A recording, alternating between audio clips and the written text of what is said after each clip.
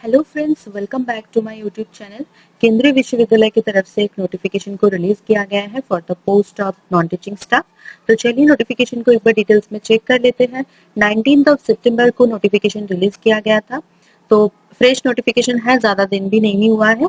तो चलिए डिटेल्स एक बार पोस्ट, उसके साथ साथ कितना वैकेंसी है, total vacancy, category wise vacancy and remuneration क्या है वो एक बार देख लेते हैं। ठीक है, तो सबसे पहले देखिए डेप्यूटी लाइब्रेरियन, जिसके लिए 1 वैकेंसी है। कैटेगरी वाइज वैकेंसी आप चेक कर लेना। यहाँ पे सैलरी जो है 13A का मिलेगा 7 CBSE के हिसाब से।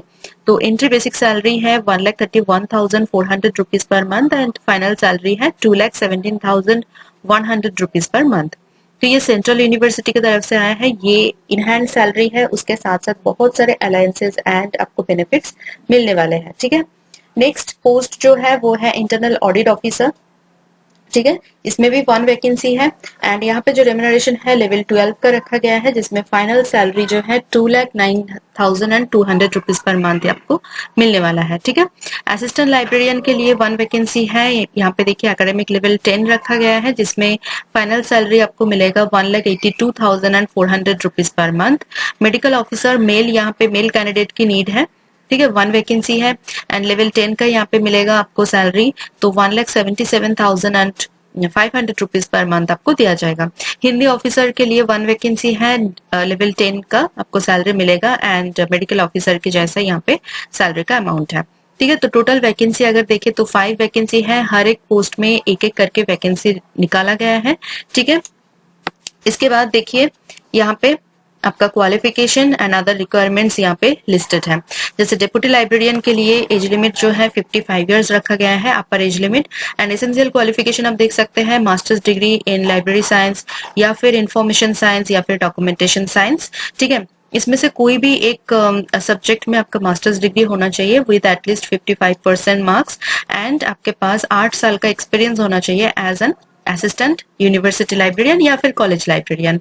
ठीक है, एविडेंस आपके पास होना चाहिए of innovative library services including integration of ICT in library and सबसे जो इम्पोर्टेंट चीज है वो है कि पीएचडी डिग्री आपके मैंडेटरी यहाँ पे रखा गया है। ठीक है, तो पीएचडी डिग्री आपके पास होना चाहिए इन लाइब्रेरी साइंस या फिर इंफॉर्मेशन साइंस या फिर डॉक्यूमेंटेशन साइंस या फिर आर्काइव्स, बहुत सारे यहाँ पे फील्ड रखा गया है। तो किसी भी एक फील्ड में अगर आपने पीएचडी कर रखा है तभी जाके आप इस पोस्ट के लिए अप्लाई कर सकते हैं।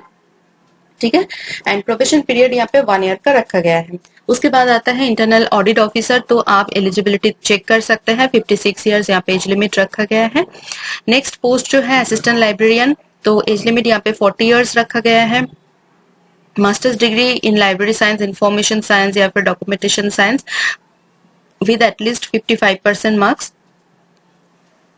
ठीक है, उसके साथ साथ आपके पास यहाँ पे कंसिस्टेंटली गुड एकेडमिक रिकॉर्ड होना चाहिए with knowledge of computerization of library, मतलब लाइब्रेरी का जो कंप्यूटराइजेशन है वो उसका नॉलेज आपके पास होना चाहिए एंड आपका नेट क्वालिफाई होना चाहिए, नेशनल एलिजिबिलिटी टेस्ट। अगर नेशनल लेवल पे आपका क्वालिफाई नहीं है तो स्टेट लेवल पे क्वालिफाई है फिर भी चलेगा, स्लेट या फिर सेट, कोई भी एग्जाम अगर क्लियर है आपका।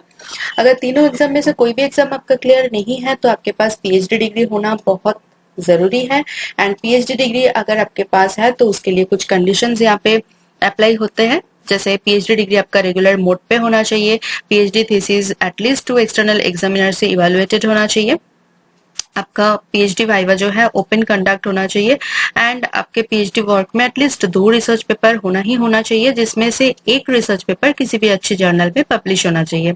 ठीक है, एंड आपका कोई भी अच्छी कॉन्फ्रेंस या फिर सेमिनार में आपका पीएचडी मतलब पीएचडी वर्क में जो आपने पेपर पब्लिश किया है एटलीस्ट 2 रिसर्च पेपर किसी भी कॉन्फ्रेंस या फिर सेमिनार में प्रेजेंट होना चाहिए।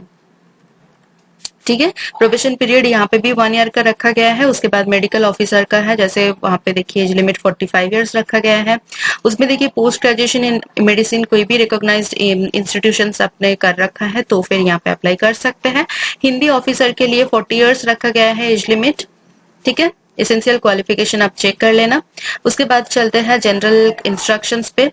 देखिए हिंदी ऑफिसर के लिए जो प्रोबेशन पीरियड है वो है 2 इयर्स का रखा गया है, 2 साल का यहाँ पे प्रोबेशन पीरियड है।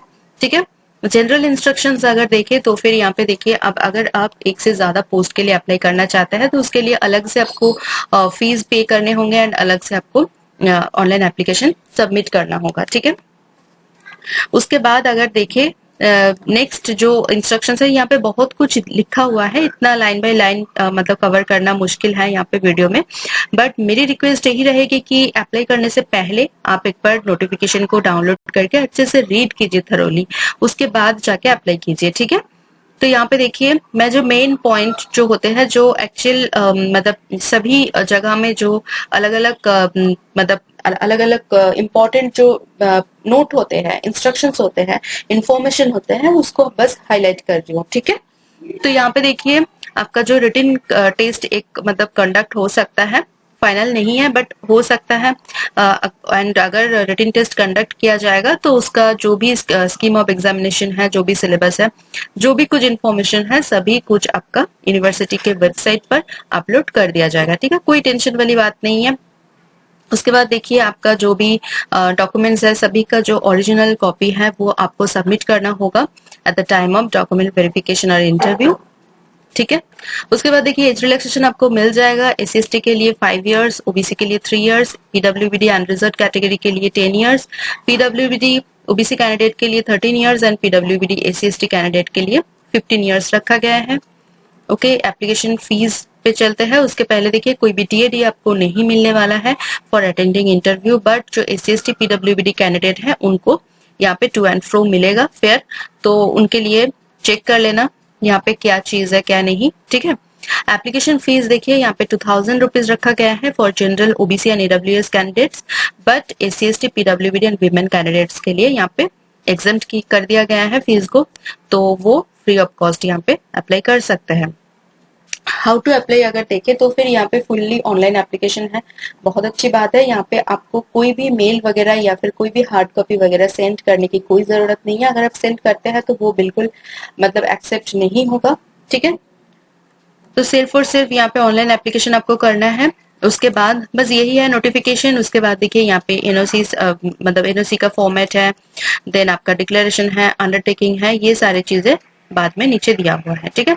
एक बार डेट्स चेक कर लेते हैं। तो ये जो नोटिफिकेशन आया है सेंट्रल यूनिवर्सिटी ऑफ झारखंड की तरफ से, ठीक है, केंद्रीय विश्वविद्यालय झारखंड केंद्रीय विश्वविद्यालय की तरफ से ये नोटिफिकेशन को रिलीज किया गया है फॉर नॉन टीचिंग स्टाफ, ठीक है। एंड यहाँ पे देखिए 19 सितंबर से ये नोटिफिकेशन रिलीज किया गया था, एंड यहाँ पे 18 अक्टूबर तक 18 अक्टूबर तक आप जो है शाम 5 बजे तक आप यहाँ पे अप्लाई कर सकते हैं। लास्ट डेट है, तो जितना जल्दी हो सके उतना जल्दी आप एप्लीकेशन को कंप्लीट कर दीजिए। यहाँ पे कोई भी आपको हार्ड कॉपी वगैरह मतलब पोस्ट करने की कोई झंझट नहीं है, सिर्फ और सिर्फ ऑनलाइन एप्लीकेशन है, तो जरूर अप्लाई कीजिए, परमानेंट पोस्ट है, ठीक है। तो एक बार चलिए देख लेते हैं। देखिए यहाँ पे अगर आप जाएंगे ऑफिशियल वेबसाइट पर, ऑफिशियल वेबसाइट में आके आपको करियर में क्लिक करना है। जैसे ही आप क्लिक करते हैं तो ये वाला टैब ओपन हो जाता है। तो यहाँ पे देखिए सेकंड जो एडवर्टाइजमेंट है, तो यहाँ पे आपको दिखेगा एडवर्टाइजमेंट नंबर, चेक कर लेना, 19 सितंबर, and advertisement for non teaching and other academic post. अगर आपको अप्लाई ऑनलाइन ऑनलाइन एप्लीकेशन को करना है तो यहाँ पे अप्लाई ऑनलाइन पे आपको क्लिक करना है। क्लिक करके आपका फर्दर जो प्रोसेस है वो कंप्लीट कर सकते हैं। पहले तो आपको रजिस्ट्रेशन करना है, उसके बाद जाके लॉग इन करके आप अपना जो एप्लीकेशन है उसको फिल कर सकते हैं, ठीक है। मेरी दुआ यही रहेगी कि आपका यहाँ पे सिलेक्शन हो जाए। बहुत अच्छी बात है क्योंकि मतलब केंद्रीय विश्वविद्यालय है, तो यहाँ पे अगर आपका ज्वाइनिंग हो जाती है तो बहुत सारे बेनिफिट्स एंड फैसिलिटीज आपको मिलता रहता है, ठीक है। तो आई होप कि आपका यहाँ पे सिलेक्शन हो जाए, एंड मेरी तरफ से सभी कैंडिडेट्स के लिए all the very very best, ठीक है। अपना 100% लगा दीजिए, पॉजिटिविटी अपने साथ रखिए। कुछ भी हो जाए, कैसे भी मतलब कुछ भी प्रॉब्लम आ जाए, कुछ भी हो जाए, सिलेक्शन हो ना हो, कुछ भी हो जाए, अपना जो सेल्फ कॉन्फिडेंस एंड जो पॉजिटिविटी है वो कभी नहीं छोड़ना है, वो अपने पास हमेशा बना के रखना है, ठीक है। मेरी वीडियो अगर थोड़ा सा भी आपको इन्फॉर्मेटिव लग रहा है, नीडफुल लग रहा है, तो प्लीज मेरी वीडियो को एक बार लाइक कर दीजिए, कमेंट करना ना भूलिए, उसके साथ साथ वीडियो को शेयर कीजिए आपके नॉन फ्रेंड्स एंड रिलेटिव के साथ। चैनल को जरूर सब्सक्राइब कर लीजिए अगर आप मेरी चैनल पे नया है तो। उसके साथ साथ बेल आइकन को प्रेस कीजिए ताकि मैं कभी भी वीडियो अपलोड करूँ वो सबसे पहले आपके पास पहुंच जाए, आपकी जो अपॉर्चुनिटी है वो बढ़ जाए। मेरी चैनल के जो कम्युनिटी सेक्शन है वहाँ पे जाके आप डेली चेक कर सकते हैं, वहाँ पे मैं अलग अलग जॉब नोटिफिकेशन अपलोड करती रहती हूँ। तो चलिए मिलते हैं नेक्स्ट वीडियो में। Thank you for watching.